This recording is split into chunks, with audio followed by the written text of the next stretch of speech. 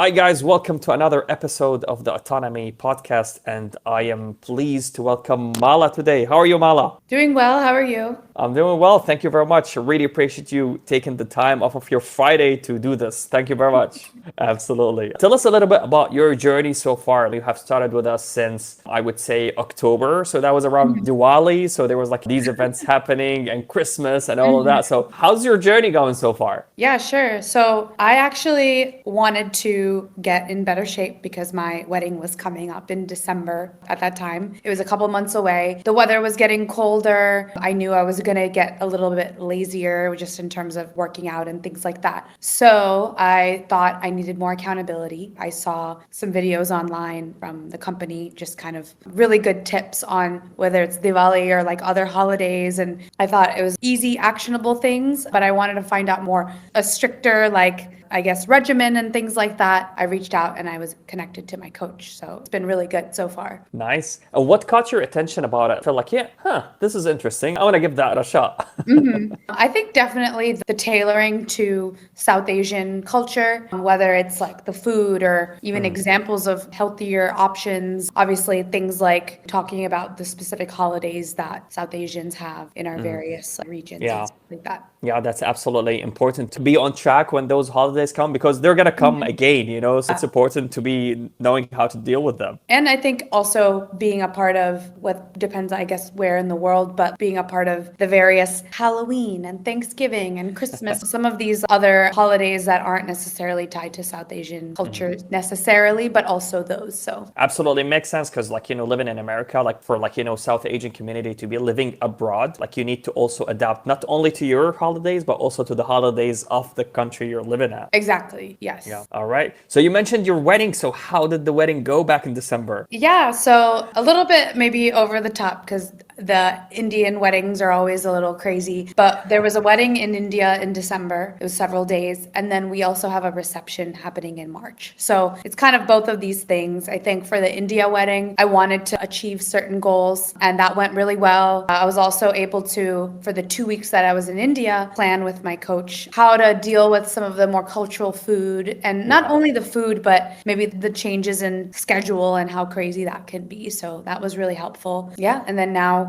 we're kind of on that next path to getting to the March events. Absolutely. So it's clearly now the goal is to look good and be on that next gear, I guess, once March hits, right? Yeah, exactly. And the March one, it's like a beach area. It's in Mexico. So I feel like there's some other aspects that are useful. Absolutely. Absolutely. So do you feel like the key moment for you to join the program or decide to do something, was it like the wedding? Like it was like, hey, it's now or never. Like I want to get good, look good for my wedding. Yeah, I think over the years, I've definitely kind of flip-flopped in terms of my weight or my goals. During COVID, like earlier in COVID, I had a virtual personal trainer, but that was very much just focused on working out and not necessarily guidance on diet. But I felt like even though I would try to eat healthy, I just didn't know if it was like would work for me because I think things work for different people. I also started to live with my fiance at the time, and he's an athletic guy. I feel like he would just make one quick change and then see a lot of positive results, and I was like not seeing that. Wanted to make sure it was like not a health thing, whatever. So kind of went down that path. That was all fine. So I was like, okay, obviously I'm not following the right regimen for me. And so I think that's really why I was interested, as well as the wedding coming up. What did you feel different about autonomy versus what you have tried in the past that you felt like,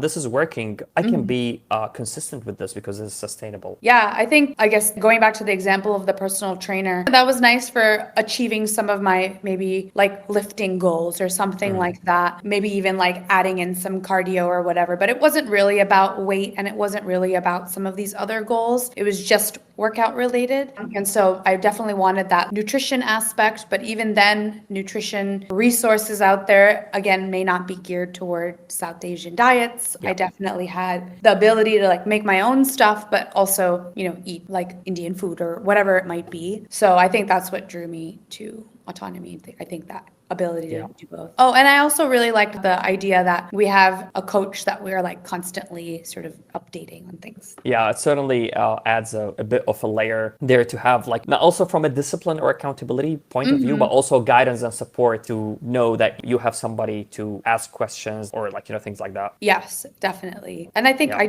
I mean, I enjoyed chatting with her, so it's nice.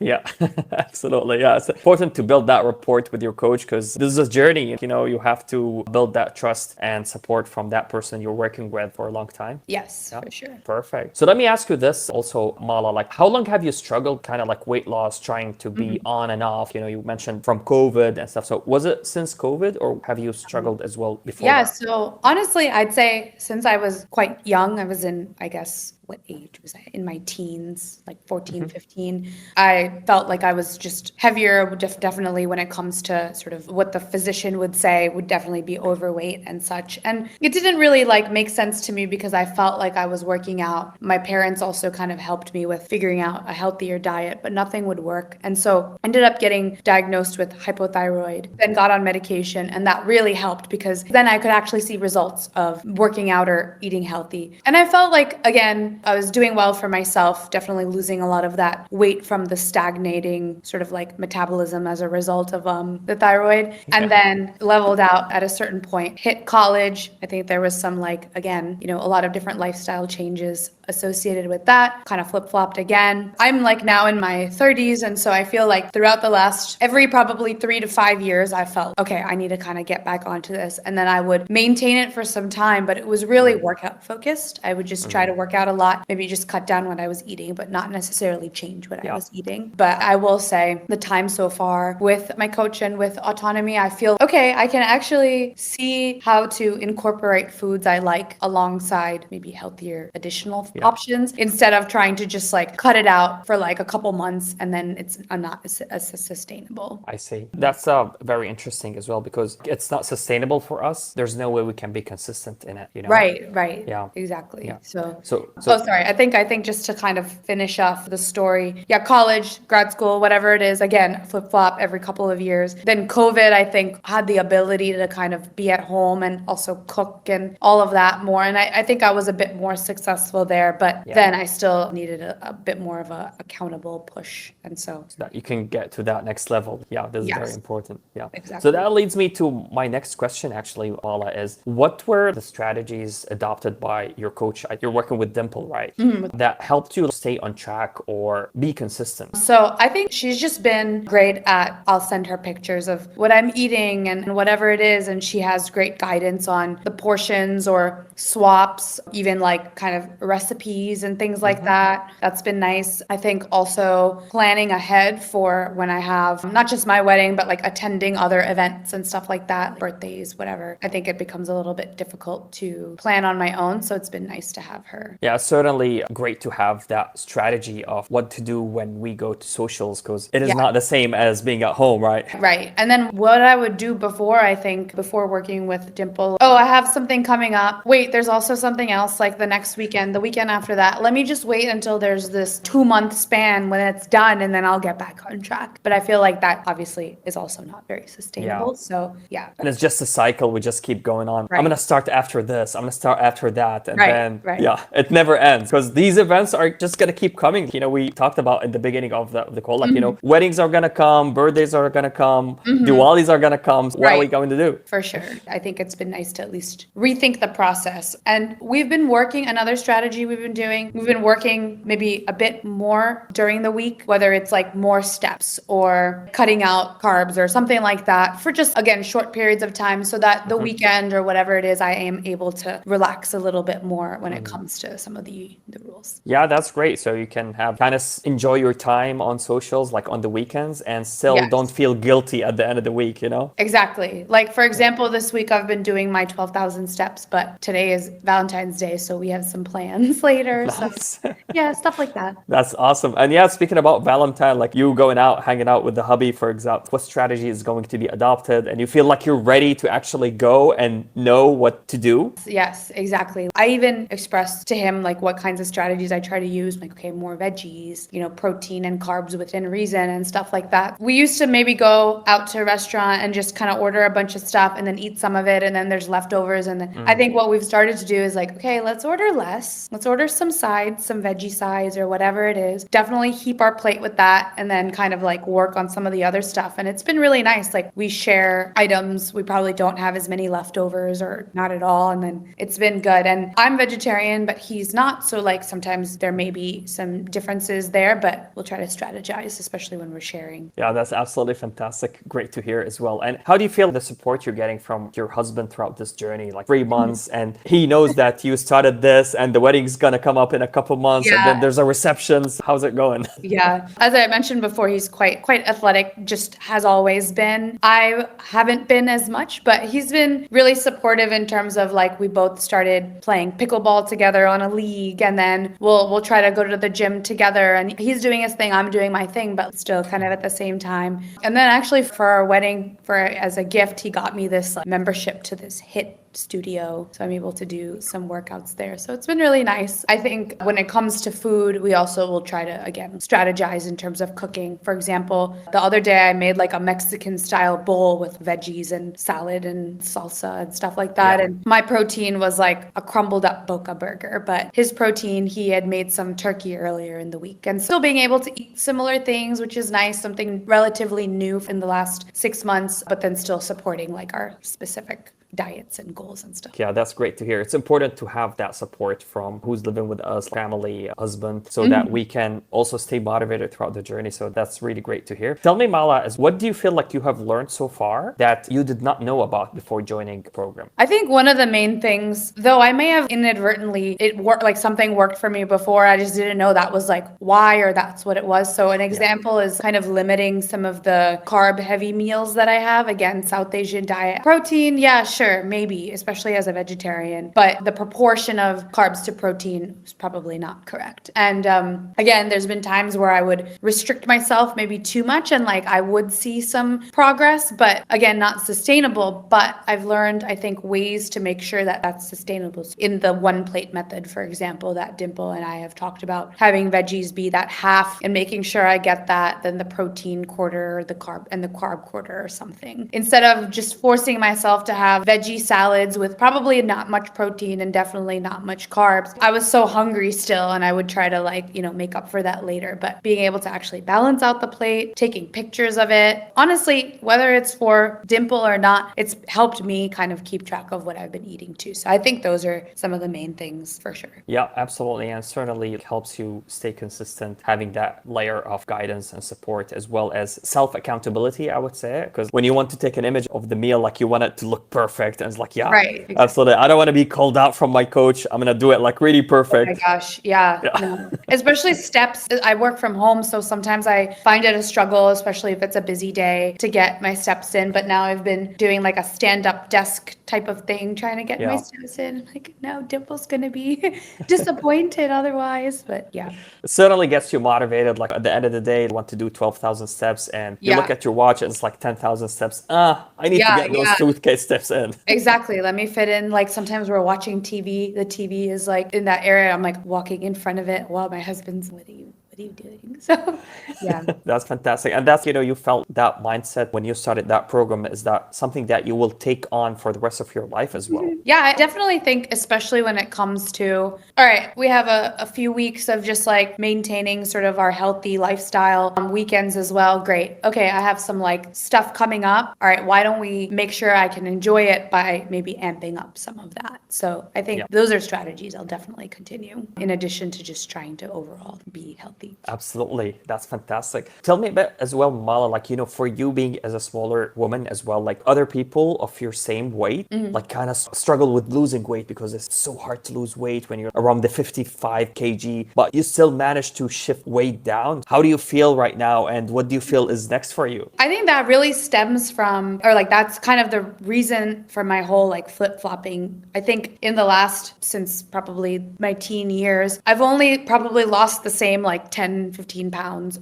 I'm not sure about the kilogram conversion, but the same like bit here and there. It hasn't been crazy. It's never been something since, again, the very beginning that a physician has even called out, but it's just like personal goals that I have. And it would be these crazy types of diets or exercise routines that would make it go down and then it would come back. So I think right now with a little bit more of this sustainable set of like eating habits and like just kind of improving step count and things like that, it's actually able to move past some of these what I thought were plateaus in the past, but are actually thresholds that I can continue to see differences in. Also like realizing that there's definitely fluctuations with water weight and stuff like that, especially after a weekend of eating out or drinking or whatever it is. I think even that has kept me more motivated. Like, okay, wait, it can come back down and then I can keep pushing it further. But again, never feeling like I am super restricting myself or not able to have a good time. So I think that's been super vital. Absolutely, Mala. And what is the ultimate goal that you want to get at the end of this journey that will make you satisfied? I think like sometimes I don't want to necessarily make it only about the scale. I think part of it is,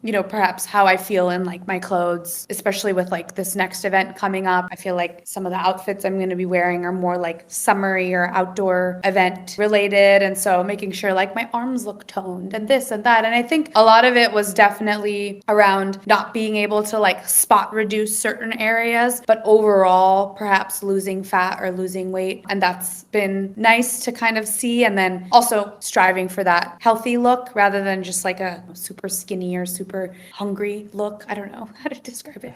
But yeah, I think that's been a goal. So my next steps, probably a couple more just like overall pound on the scale, but maintaining that with a like build in muscle as well. So that overall like weight is low, muscle definition is there. And then I'm able to feel good in my clothes and at my events. Yeah, that's absolutely fantastic. Yeah, that's great to hear. What do you feel you're currently doing or learned throughout this program that you never thought you would be able to do before? Yeah, I think probably just, again, maintaining a diet that's been sustainable instead of just making me lose hope and then like go back to whatever I was doing before for a few years. That, and then even the like working out, I think there's days where I just don't feel like actually going and doing like going for a run or doing a class, but just getting the steps in has been helpful enough. And that's something I can do, just getting like random things done or going to get some errands done out there and stuff like that. So for example, I have to drop off some dry cleaning or something, and then I picked a dry cleaning place that was a 30-minute walk, and I'm like, perfect. Get in a nice hour and then go on with my day. Yeah, that's like the mindset that you start developing, is that you want to add those activities to your daily chores. And that's like, really great to have, because this is something that you will take for the rest of your life. These small habits that you add, they become your lifestyle. Yes, exactly. And I definitely have seen people with these healthier lifestyles or whatever. I'm like, oh, I can't be like them. I'm not always trying to run and bike and swim, but no, there's like other things. I think whatever fits within my like sort of abilities to change my behavior, trying to do that and think about that. Yeah, that's absolutely fantastic. And that's the mindset. Like,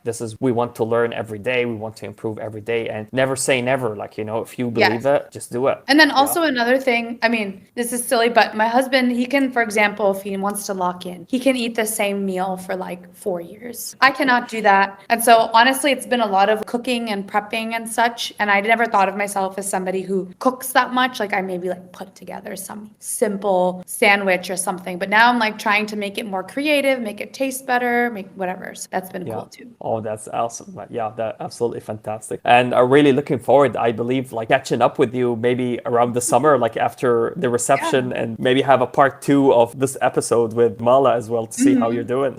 Yeah, sure. Yeah, that would be awesome. All right, Mala. So my last question to you would be, what are 3 tips you would give to somebody who is embarking on this journey, who are starting new? I think I like my to-do lists and like checking things off. So I definitely think whether it's through the Autonomy app itself, because I know that there's some great like things to put on there that you can check off, working with your coach, or even if you're not necessarily your own to-do list, making sure you put everything on there so you can track it. Your water, your steps, your calories, your meals. For example, oh, I need to go shopping for these other ingredients that I don't have, like that kind of stuff. So just like making sure everything is tracked on a list, and then it makes you feel better, crossing it off or checking it off for the day. And then you can just relax at the end of the day because you know that you've done everything that you need to do. I think that's one tip. I think another tip associated with meal preps and such, like I was mentioning, making sure that the groceries and all of that, everything that you need, you just get in excess. And then even snacks and things like that. Excess meaning like, obviously, for example, I know I like to snack on like baby carrots and cucumbers. I'll even cut up the cucumbers and have it in some containers. So when I'm hungry, I'm like, all right, I need to snack on this and not on whatever not as healthy item. That's been great. Eating my veggies first, I guess, kind of part of that, making sure those things are accessible. And then the third tip, I think kind of going back to